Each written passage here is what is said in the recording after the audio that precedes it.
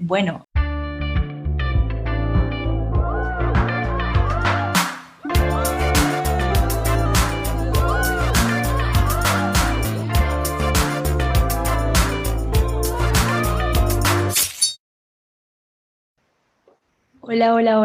hola, buenas tardes y bienvenidos al cuarto episodio de El Puñal Podcast. Nos metemos un puñal para que tú no lo hagas. Desde Caracas, Venezuela, me acompaña el grandísimo Felipe Torres. Y desde la capital mundial de la vacunación contra el coronavirus, Santiago de Chile, me acompaña María Betania Caldera. Muchas gracias y un gusto, como siempre, estar aquí con ustedes.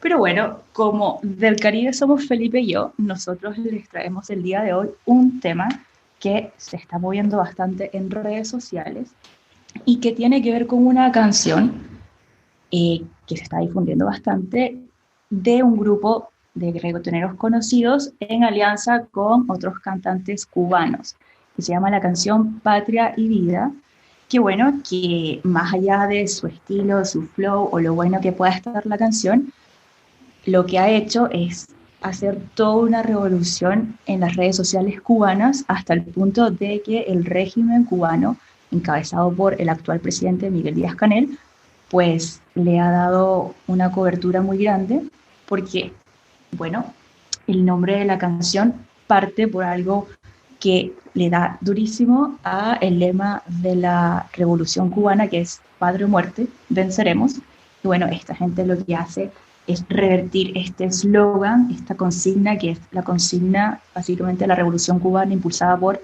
el líder Fidel Castro, y bueno, la revierte totalmente. Pero para entender un poco de esto, hay que devolvernos básicamente 6 décadas atrás para entender de qué viene esto. Y bueno, aquí Felipe tal vez nos puede ayudar un poco a entender este contexto histórico que nos hace llegar hasta una canción de reggaetón. Bueno, estamos musicales, porque en el último episodio hablamos de Pablo Hasél, que es un rapero catalán. Si quieren saber la historia de Pablo Hasél, por qué está preso, váyanse al último episodio en nuestro canal, en Spotify, donde sea que nos estén viendo. Pero bueno, sí, como dice Beta, hay que regresarnos 62 años, como dice la canción, de hecho, más que 62 años, para entender, para tener un poco más de contexto de qué es la Revolución Cubana, cómo es el gobierno de Cuba y por qué estos artistas ahora deciden tener estas consignas, ¿no? Pero bueno, para comenzar, la mayoría de la gente debe tener como una noción de que, bueno, de Cuba, del comunismo, Castro, etcétera. Pero vamos a hablar desde el principio. En Cuba había una dictadura militar en los años 50, apoyada por los Estados Unidos, que era la Fulgencio Batista. La Revolución Cubana arranca como el primer movimiento revolucionario comunista o socialista en América Latina, en América en general. Comienza en el año 53 como un conflicto armado contra el gobierno de Batista y bueno, después de 6 años de conflicto, entre los cuales se produjeron diversas situaciones y siempre los revolucionarios encabezados por Fidel Castro decían que sus motivos eran principalmente la injerencia de los Estados Unidos en el gobierno de Cuba y su defensa por el gobierno de Batista, que era un gobierno dictatorial. Finalmente culmina la revolución, o la parte armada de la revolución, la parte conflictiva, con el abandono de Batista de Cuba en el día 31 de diciembre del 58 y con la entrada triunfal de los revolucionarios a Santiago de Cuba, posteriormente a La Habana, ¿no? Se establece el gobierno de la Revolución Cubana, de la Revolución Socialista Cubana, la Revolución Comunista, como la quieran llamar, el 1 de enero del 59. Entonces, a raíz de eso, se generan un montón de situaciones porque lo que sucede es que estábamos en plena Guerra Fría. Cuba es una isla que está en el Caribe. Yo creo que la mayoría de la gente puede ubicarla, pero por si acaso, Cuba está muy cerca de los Estados Unidos, de la Florida, y se convirtió entonces en el aliado más importante a nivel estratégico, a nivel geopolítico de la Unión Soviética, que era la otra potencia con quien luchaba de forma fría los Estados Unidos. Se generan diversas crisis. Está la famosa crisis de los misiles, que bueno, es un caso muy interesante que si están interesados pueden ahondar ahí. Y a raíz de toda esta situación, Estados Unidos bloquea económicamente a Cuba. Entonces, ¿qué pasa? Cuba en los años 50 era un destino turístico que estaba en crecimiento económico, o sea, que había cierto nivel de bonanza económica que se corta completamente a raíz de la revolución y a raíz de este bloqueo económico. El gobierno de Cuba, el gobierno de la revolución, tiene 55 años diciendo que la crisis económica de Cuba es culpa del bloqueo que ejerce Estados Unidos, ¿no? Ricardo Arjona tiene muchas canciones sobre esto. Si les gusta Ricardo Arjona, vayan a escuchar Ricardo Arjona. Si no les gusta Ricardo Arjona, son el 90% de la población. Bueno, para resumir, para comprimir esto, estoy tratando de hacer 60 años de historia en 5 minutos. A día de hoy, Cuba tiene un trasfondo como el gobierno comunista, dictatorial, considerado por algunos, otros consideran que es un gobierno socialista democrático, y que ciertas organizaciones mundiales y ciertos gobiernos del mundo, ciertos países reconocen como un estado autoritario que restringe derechos como el de la libre circulación, como la libertad de expresión, y que está todo muy conectado con lo que vamos a hablar más adelante. Pero para tener como bases más sólidas de lo que vamos a hablar a continuación, hay que saber que Cuba contó con un apoyo económico de la Unión Soviética durante muchos años. ¿Qué pasa? La Unión Soviética cayó. Entonces Cuba dejó de tener ese ingreso económico, ¿no? Y como ese apoyo estratégico. Y en los años 90 se suma en una crisis muy profunda que después se solventa, justamente surge otro aliado para el gobierno de Cuba, que es el gobierno de Venezuela, con el cual comparte entonces muchos temas económicos y estratégicos. ¿Qué pasa? Venezuela entra en una crisis sin precedentes en el hemisferio, y por supuesto que en Cuba recrudece la situación económica. Más allá de esto, hay una pandemia y la principal industria de Cuba es el turismo. Entonces, a día de hoy, vemos a un país que, si bien tiene 60 años de estabilidad en términos del gobierno castrista, está entonces en una situación económica muy delicada, casi que sin precedentes. Si no cuentas la parte de los 90, en la cual se quedan sin el apoyo soviético, yo creo que sin precedentes en la historia de Cuba, más para las nuevas generaciones. Hay otros... Y de hecho, perdón, los analistas siempre hablan, este periodo del que nos está contando Felipe se llama el periodo especial, y todo el mundo coincide que esta es la crisis más grande desde el periodo especial. Claro. Hay otros especialistas, otras organizaciones, otros gobiernos que reconocen grandes logros, según ellos, que ha tenido el gobierno de Cuba, como el acceso a la educación. Cuba presume unos índices de alfabetización, que son de los más altos del mundo.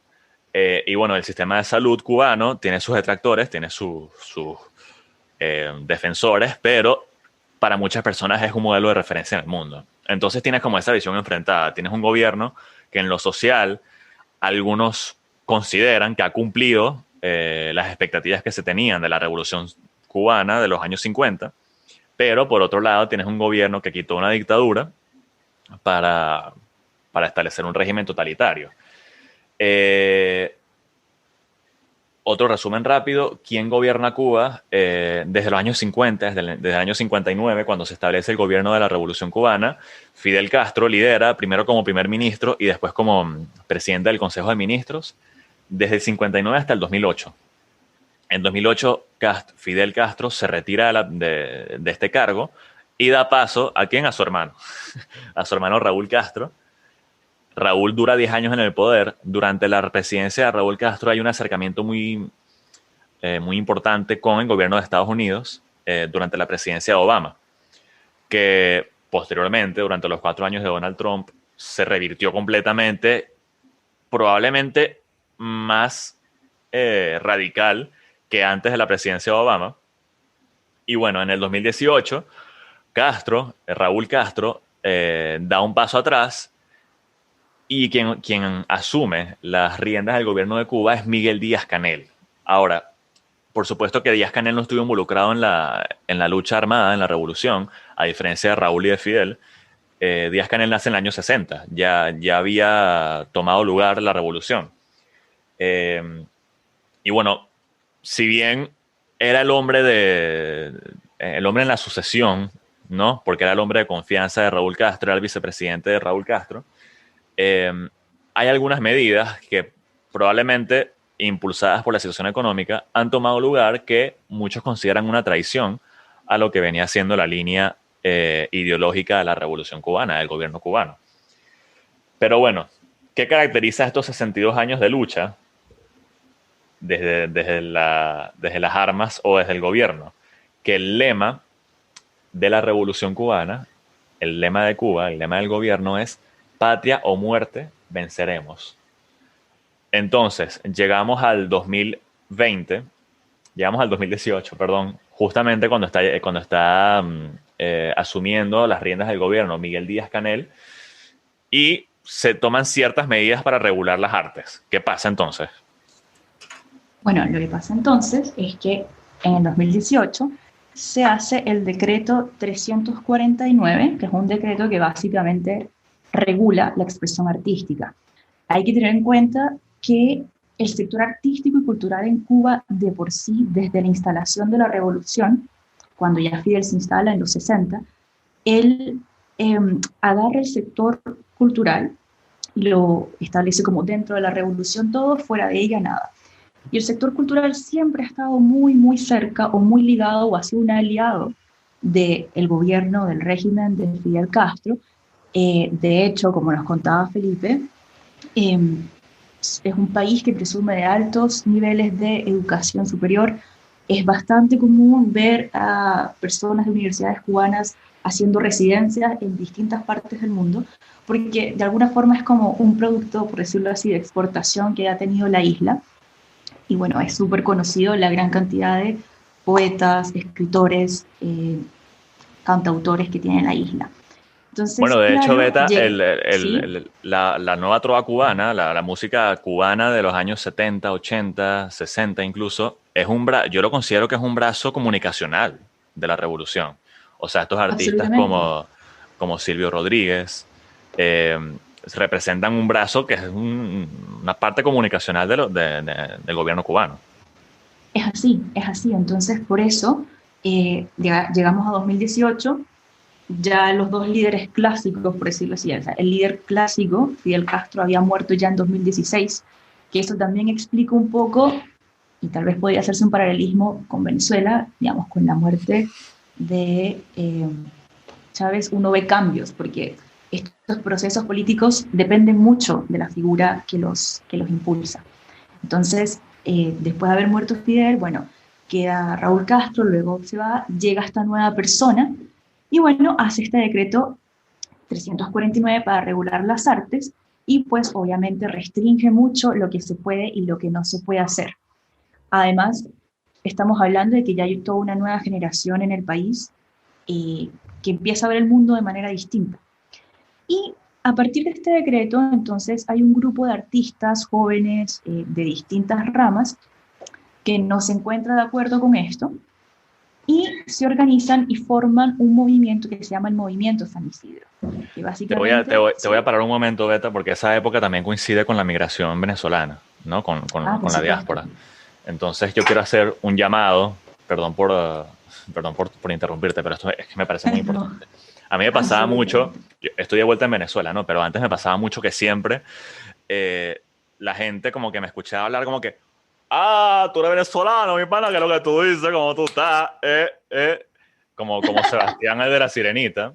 Entonces, bueno, vamos a aprovechar esta situación que la gente va a escuchar la música, los artistas cubanos de la nueva generación, del Movimiento San Isidro, para diferenciar el acento cubano del venezolano. No son iguales. Yo los escucho y no suenan parecidos a mí. Entonces, bueno, si no eres venezolano y estás escuchando esto, somos diferentes. Yo no hablo así, como que lo que tú dices. No. Bueno, claro, esa gente tiene más flow que nosotros. Tenía que sacar eso de mi sistema, Beta, perdón. Ajá. El Movimiento San Isidro. Bien. Por supuesto. No, estoy totalmente de acuerdo porque a todos nos pasa, sobre todo yo que aquí vivo en el sur, es claro. Otra forma de hablar el español y Caribe, todo así, bueno. Es como que identifican el Caribe Colombia, Dominicana, Cuba, Puerto Rico, Venezuela, todos un mismo acento, ¿no? Entonces como que, Claro. sí, todas las, sí. Bueno, no. En No cambio, todos bueno, por tenemos ejemplo, tanto flow. uno sabe que los chilenos hablan de una manera, que los argentinos hablan de otra manera, o sea, es diferente, pero bueno. Quería Las decir, oratoria lingüísticas siempre son importantes, señores, en este mundo cada vez más interconectado, siempre es importante saber estas cosas. Bueno, esta gente del movimiento San Isidro, ellos hacen distintas performances y tienen un estilo y una propuesta contestataria con el gobierno cubano. Básicamente ellos toman símbolos de la cultura cubana o símbolos patrios incluso, y con ello hacen la performance. Por ejemplo, no sé, se paran en una plaza y toman la bandera de Cuba y se la ponen así o casi que desnudos. Entonces, la uso de bueno, toalla. claro, entonces a nivel, digamos, patriótico, por supuesto, causa rabia al gobierno e incluso también a la gente de la sociedad civil que está de acuerdo o que no está de acuerdo, pero estamos hablando de una sociedad que igual ha crecido como una forma de ver las cosas, entonces son bastante rupturales estos chicos del movimiento San Isidro. Entonces, ellos llevan ya 2 años, llegamos a 2020, ahora sí, llevan 2 años haciendo este tipo de propuestas, este tipo de performance, y por ello han sido detenidos muchísimas veces. Su fundador, Luis Manuel Otero Alcántara, ha estado detenido como más de 40 veces, según ha dicho en distintas entrevistas. Y bueno, siempre están como en el ojo un poco del gobierno por sus actitudes. Y entonces uno de sus integrantes, que es un rapero, que se llama Denis Solís, estaba acusado por las autoridades de irrespetar a las autoridades del país. Y bueno, hubo ¿cómo se dice esto? Un proceso policial en el que se metieron en su casa para detenerlo con esta acusación. Y bueno, se lo llevaron y fue condenado a 8 meses de cárcel. Entonces, Eso es sus lo que pasa compañeros... es lo que pasa con el decreto 349, que, claro, entonces el Estado pasa a regular la expresión artística. Si el reggaetón es muy grosero, no lo pueden pasar. Pero si entonces... es parecido a lo que hablábamos con Hassel, de hecho. Si entonces ataca los símbolos de la patria, lo puedo regular, entonces puedo censurar al artista. Es muy arbitrario. Y que entonces eso quede en manos del Estado, bueno. Claro, justamente eso, y bajo ese contexto, pues los compañeros del movimiento San Isidro vieron esta detención como algo absolutamente arbitrario desde su postura, desde ellos. Ellos dicen que no había ninguna orden para hacer la detención o para entrar a su casa. Y bueno, obviamente la detención se llevó como un forcejeo en el que el joven rapero, por supuesto, contestó con algún par de golpes y demás. Y esta detención, por cierto, fue transmitida por Facebook Live. Y esto hizo que muchas personas se enteraran de lo que estaba pasando. Y bueno, sus compañeros, entonces, de una manera de protesta y de una forma de ejercer presión, iniciaron una huelga de hambre el 18 de noviembre. Pero esto que acabo de decir ahora de la transmisión de Facebook Live, no sé si a ustedes les pasará o no, pero en un país, digamos, que tiene un estilo autoritario, que controla mucho qué se difunde, qué no se difunde, estamos hablando de que el Internet empezó como a circular ya de manera mucho más global a finales, digamos, en los 80, 90, y ya esta gente tenía 20 años con una estructura mucho más cerrada. Entonces hay siempre como la perspectiva de que en Cuba, ¿cómo es el acceso a Internet? Porque la gente igual, hasta hace un tiempo se sabía que entrar a Internet no era tan fácil en Cuba.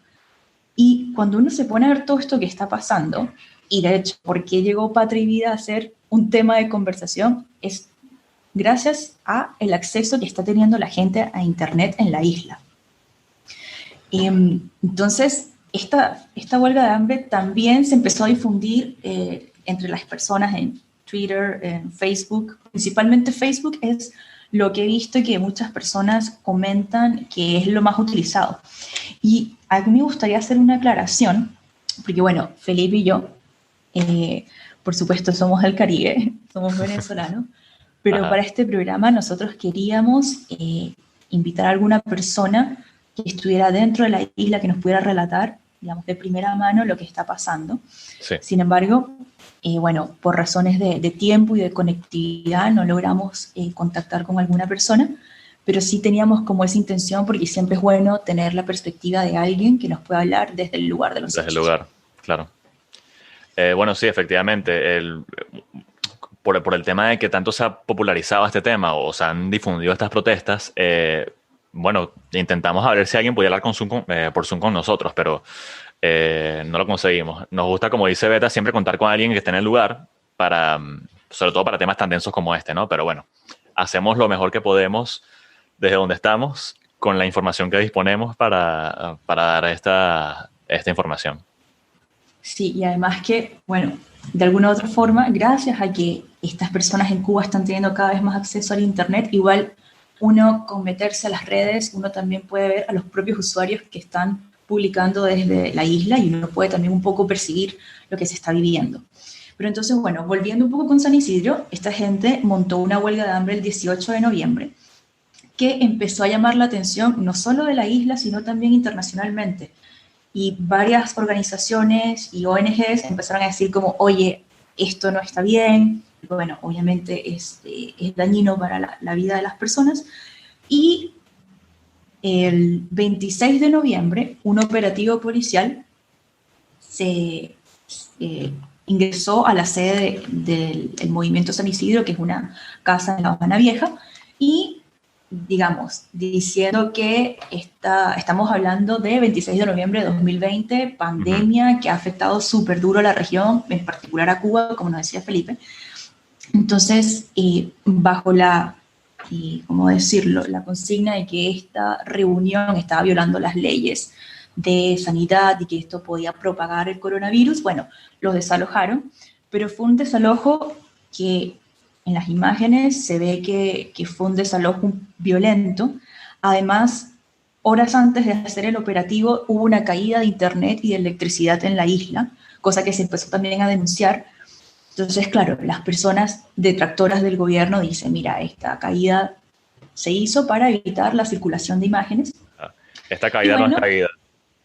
claro, Ajá. entonces, nada, se llevaron a las personas detenidas y esto fue como la gota que derramó el vaso o lo que detonó lo que ha empezado a verse como un proceso inédito en la isla, porque a partir de esta detención muchos artistas dijeron, mira, ¿sabes qué? No más. Y el 27 de noviembre, personas prácticamente como autoconvocadas para, digamos, exigir mayor libertad de expresión y el fin del hostigamiento, se reunieron frente al Ministerio de El Ministerio de Cultura, Cultura. perdón, de La Habana, y fueron, mira, las cifras como más conservadoras dicen que fueron alrededor de 300 personas. Hay gente que habla de 500 personas. Básicamente un grupo compuesto por artistas, actores, periodistas independientes, activistas, y que incluso algunos pueden ser personas que están a favor de la revolución. Porque como les contaba, el sector cultural siempre ha sido muy ligado a la revolución, ya sea por temas ideológicos o porque de verdad hay una coincidencia ahí de pensamiento, pero lo que están todos de acuerdo es que no puede haber tanta represión o limitación de la libertad de expresión, sobre todo para un campo que la base de ese campo es la libertad creativa, la libertad expresiva.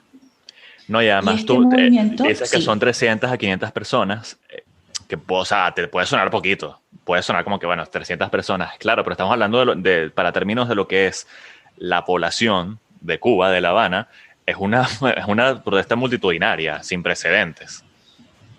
claro que sí. Además que es eso, cualquier persona, se sabe que cualquier persona que establezca algún tipo de manifestación en contra del gobierno posiblemente va a ser desarticulado muy rápidamente. Y esta protesta se mantuvo todo el día, incluso llegó a la noche. Y bueno, esta solidaridad que empezó a crearse allí, tanta gente junta, llevó a la creación de un grupo a partir de ese día que se llama el Colectivo 27 de Noviembre, que se abrevia Colectivo 27N. Y este colectivo lo que hizo fue, agruparse para tratar de buscar un diálogo con las autoridades, específicamente las autoridades culturales del Ministerio de Cultura, para tratar de, encontrar un punto medio en el que, ok, ustedes son las personas que gobiernan el país, pero nosotros somos artistas y queremos seguir apoyando a la construcción de algo en conjunto. Eso también es lo importante, o sea, estamos hablando que hay gente que tal vez es más contestataria, con el régimen, pero hay gente que es un poco, que puede estar incluso de acuerdo con las propuestas más comunistas, sociales de las autoridades, pero están de acuerdo que este tipo de procedimientos no va en línea con ellos. No, y aparte hay un debate que surge que uno se puede plantear, que siempre ha habido artistas grandes, artistas cubanos reconocidos que critican a la revolución. O sea, Celia Cruz es una. Celia Cruz nunca pudo volver a Cuba. Willy Chirino es otro. El otro día hablábamos de que Willy Chirino tiene 30 años cantando una canción que dice que nuestro día viene llegando. Bueno, Pitbull tiene una canción que dice que él lucha por la libertad de Cuba. Pero claro, siempre han sido expresiones que vienen de gente que vive en los Estados Unidos o que no puede ingresar a Cuba. Claro.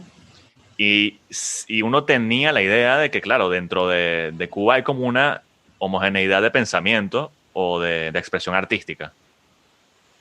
Claro, y ahí se va viendo el cambio generacional, de alguna u otra forma, insisto, la influencia del Internet está permitiendo de alguna u otra forma que las personas puedan también ver otros discursos, ver otras realidades de alguna u otra forma. Hay que aclarar que el acceso a Internet en Cuba sigue siendo restringido y sigue siendo costoso. El tema es que, dado un mayor exilio, sobre todo gran parte de él concentrado en Miami, muchas personas, muchos familiares suelen enviar los equipos, esto es lo que cuentan, digamos, los cubanos, suelen enviar los equipos y costear los pagos de las líneas, y muchas personas, más que trabajar con un Wi-Fi, se manejan con los datos. Claro. O sea, eso es lo que también les permite, estar constantemente circulando información y conectándose cada vez más a un mundo un poco más abierto y ver, qué estará bien, qué no estará bien. Entonces se empieza a crear como una generación con un juicio un poco más crítico a un gobierno que también, como nos comentaba Felipe, son 60 años que algunas cosas han sido reconocidas internacionalmente como buenas políticas, pero otras no tanto, y sobre todo en el último tiempo, con la crisis económica que se ha ido agravando, y últimamente una de las cosas que más ha causado molestia en la población es que en Cuba existen dos monedas. Existe el peso cubano y el peso convertible, que el peso convertible es par al dólar. Este peso convertible se creó en el momento cuando nos contaba Felipe de la caída de la Unión Soviética. Como era el mayor apoyo de Cuba, pues Cuba empezó a verse como un poco limitado en sus acciones internacionales, entonces creó este peso cubano. Y esto siempre ha creado una dualidad de valores en la economía cubana, y desde que llegó Raúl Castro a la presidencia se está hablando de una unificación monetaria. Pero como se sabe, cuando hay muchos valores dando juego en una economía, hay cualquier cantidad de maneras de hacer negocios económicos, y también, por supuesto, hay inflación. Entonces, un saludo a la gente argentina. Por supuesto. Esas cosas pasan. Digamos, lo que pasa un poco en Venezuela, lo que pasa en Argentina, de alguna forma, pasa en Cuba. Y esta unificación se viene conversando hace mucho tiempo, y por fin Díaz-Canel está tratando de llevarla a puerto, pero se espera que esta unificación dispare una inflación. Y además, por otro lado, el gobierno también, a falta de movimiento de divisas que casi siempre entraban era por el turismo, ha instalado algunas tiendas para adquirir bienes y servicios en divisas, que pueden ser dólares, libras, euros, pero estamos hablando de una población que unos bodegones. Unos bodegones del Estado, básicamente. Claro. Entonces, Porque tal vez el bodegón en Venezuela te lo instala una persona y de alguna otra Ujú. forma tiene su negocio, pero aquí que el propio Estado te lo impulse de alguna forma es, y lo han dicho ellos mismos, estamos impulsando una dolarización no deseada, pero necesaria para sacar adelante al país. Y bueno, esto no ha sido bien percibido por la gente porque no todo el mundo tiene acceso a divisas y pues es como, bueno, te doy la posibilidad de comprar, pero si no tienes la plata es como, bueno, tampoco lo puedo comprar. Entonces, estos temas han creado mucho cansancio en las personas, que es por lo cual cada vez más se están expresando en redes sociales. Bueno, y son modelos, es un modelo que en teoría es opuesto a lo que viene pregonando el gobierno desde los años 50, pero sigue siendo la misma gente en el poder. Entonces, a raíz Claro, de eso, hay unos artistas que dicen, bueno, tú tan 5'9", yo tan 20'20". así mismo. Y esa es, bueno, una de las frases de esta canción, Patria y Vida, que lanzaron el dúo cubano-estadounidense Gente de Zona, de fama mundial, con December, bueno, y Yotuel. Estas cuatro personas, que bueno, Gente de Zona es un dúo, Ujú. ellos viven en Miami. December, corrígeme Felipe, no sé si, creo que también vive en Miami. Sí, ellos viven en Y Miami. Yotuel, O sea, y Yotuel creo que vive en Madrid, sí. estamos hablando de artistas que están consagradísimos. Yotuel es uno de los miembros de Orillas. Si no conocen Orillas, grupazo. Vayan ya. Somos Orilla en el underground. Increíble. Bueno, de Semer Ganadores del y Grammy. ganadores de Grammy. De Semer y Gente de Zona tienen un tema con Enrique Iglesias que a todas las mamás les encanta esa canción. Absolutamente. Bailando. O sea, Bailando. esa gente fue la que es la que está protestando contra el gobierno. Estamos hablando de artistas Claro, consagrados cubanos, más otros dos que se le suman desde la isla, que son Michael el Osorbo y el funky. Funky, Claro, que el son funky. artistas quizás no tan famosos, pero con renombre dentro de Cuba. Y ellos también forman parte del movimiento San Isidro. Y de hecho, en el video, vayan a verlo, por cultura general, por último, en el video, además de aparecer todos los artistas, también aparece el fundador del movimiento San Isidro, el Luis Manuel Otero. Él aparece con la bandera de Cuba en la parte en Ujú. la que el Funky y Michael hacen su rap. Y dentro del video también se incluyen imágenes de la represión. Hay una parte que no mencionamos, pero cuando el movimiento San Isidro se presenta en las inmediaciones del Ministerio de Cultura, terminan cayéndose a golpes con el ministro de Cultura de Cuba. O sea, el ministro va y le da un Ah, manotazo a sí, alguien. Y estas partes, o sea, esto que quizás la gente no pudo ver en su momento en las redes, lo ven por el fenómeno, el fenómeno viral del videoclip. Entonces esto ha generado una diversa cantidad de reacciones dentro y fuera de Cuba, que nada, un video con millones de reproducciones, que quizás uno con otras experiencias que ha visto en la región, pensarías que el gobierno lo ignoraría, pero más bien lo que hicieron Beta fue echarle gasolina al fuego.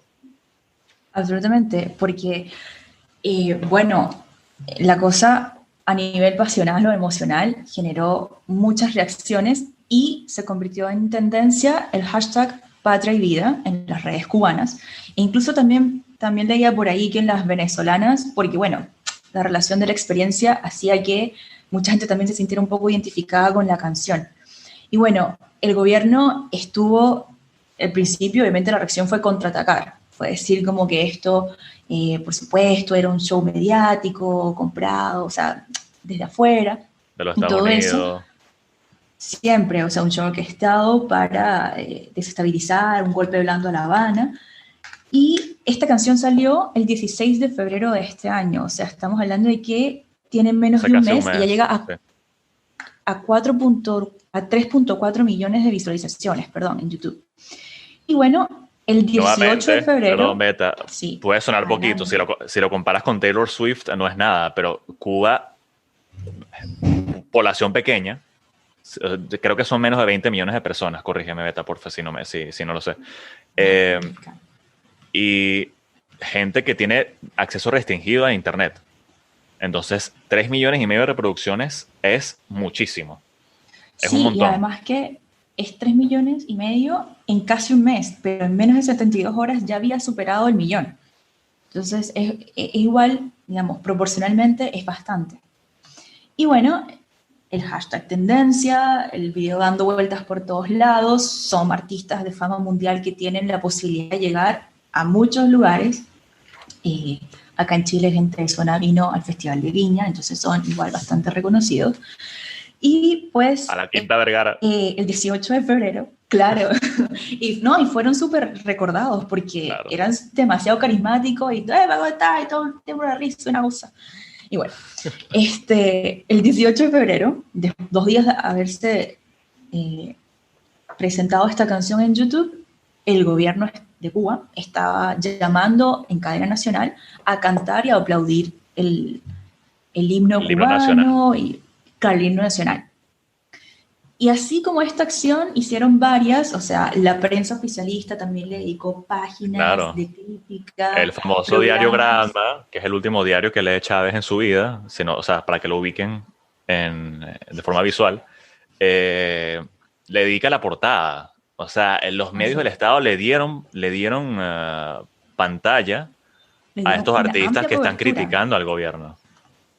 Sí, y bueno, eso ha sido como la batalla de estas primeras semanas, pero bueno, la gente sigue viendo Patria y Vida, Patria y Vida. De hecho, en Miami se hizo una marcha con la canción a todo volumen. El Museo del Graffiti de Miami también la fachada la pintaron así con un color como rojo, magenta y unas letras grandes así en negro que dice Patria y Vida. O sea, la cosa llegó incluso hasta una diputada europea, creo. Bueno, llegó hasta una autoridad europea que también lo tuiteó. Entonces estamos hablando de que el gobierno se está encontrando con un fenómeno sin precedentes de no poder controlar, que es como normalmente operan. Y bueno, esta semana el presidente Díaz-Canel, después de toda esta batalla en contra, empezó a asumir el hashtag Patria y Vida y empezó a tuitear que Patria y Vida son nuestras convicciones. Y se ha lanzado una serie de hilos en Twitter, bueno, diciendo Patria y Vida es esto, Patria y Vida es que tengamos el mejor sistema, sus temas. Y hay un proyecto de datos, tendría que verificar, pero hay un proyecto de periodismo de datos que comprobó que Díaz-Canel, en el poder desde el 2018, ha usado patria o muerte unas 8 veces en sus tweets. Ahora, en comparación, en menos de un mes ha usado patria y vida como 18 veces. O sea, bueno, claro, la cosa en verdad les ataca. Imagínate la carga simbólica para que la respuesta oficial contra la canción sea que la gente cante el himno nacional. O sea, imagínate la carga de simbolismo que tiene este tema de estos artistas nuevos, en teoría, o sea, recientes, hablando en contra de la revolución. Así es. Bueno, entonces eso es lo que está pasando.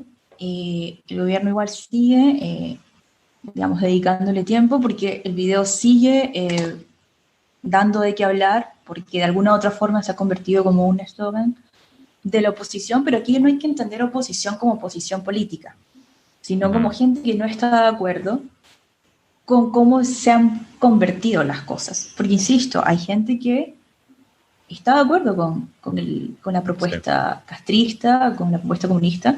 Eso es parte de lo que es un mundo diverso, un mundo amplio. Pero ciertamente la situación económica, social de los últimos años ha hecho a muchos llevar a pensar, oye, creo que tenemos que cambiar un poco esto. A mí la que me parece más positivo ya para ir cerrando, como de forma de conclusión, es que claro, uno, si comparas con el caso de Venezuela, esto es noticia, o sea, lo pueden buscar en internet, lo pueden comprobar, que Venezuela ha tenido uno de los atrasos más grandes o retrocesos más grandes en materia de comunicación, con uno de los peores conexiones de internet del mundo, con los peores índices de conectividad. Y claro, en Venezuela esto es a raíz del proceso actual que inicia a principios de la década de los 90, a principios de los 2000. Entonces, claro, como que de cierta forma ya la ola del internet había llegado a Venezuela. No es que se podía erradicar, claro, de cierta forma. En Cuba, desde el año 59, la revolución está en el poder y es un país que está aislado completamente porque es una isla. Yo lo que saco de conclusión de esto es que uno pensaba que la gente en Cuba no tenía ningún tipo de comunicación con el mundo exterior, por decirlo así, pero bueno, esto ha demostrado que hay hay unas ganas de comunicarse con el mundo y entre ellos, y hay medios para hacerlo. Entonces esto a mí me parece una revelación. Yo no imaginaba que esto era así en Cuba. Sí, o sea, también me pasó un poco, he seguido el tema y he estado hablando con personas y, bueno, para otras cosas he logrado hablar con gente, no, tal vez no por teléfono, pero he logrado intercambiar un par de emails con personas que me contestan directamente de La Habana. Eh, es posible, de alguna forma, conectar con estas personas y se nota que hay un interés de expresar lo que está pasando adentro. Entonces, bueno, si quieren escuchar la canción Patria y Vida, la pueden buscar en YouTube. Vamos a dejarla también en los enlaces de la descripción del video, en Spotify. Bueno, no hay enlace porque, bueno, pero lo pueden buscar. Eso como primera parte. Segunda parte, si conoces un venezolano y quieres imitar su acento, no hables como cubano. Y tercera parte, sí, si quieres que tratemos algún tema en particular, si quieres que hablemos de las elecciones en Azerbaiyán, mándanos un mensaje, vamos a investigarlo y lo traeremos en un episodio próximamente para el Puñal Podcast. Claro que sí. Además, si quieren seguirnos en redes, a mí me pueden seguir en @mabetaniacaldera o @betaniacaldera en Twitter. Y a Felipe. @Felipe Torres G en todas las redes sociales. También estamos como @elpunal podcast, el Punal Podcast en Instagram, Facebook, Twitter y TikTok. Vamos a cortar porque se nos está haciendo larga la conversa, pero bueno, realmente es un tema que da para mucho que hablar, ¿no? Sí, así que seguramente seguiremos viéndolo y bueno, muchas gracias por acompañarnos. Esto ha sido El Puñal Podcast. Nos metemos un puñal Para que tú no lo hagas. Chao. Chau.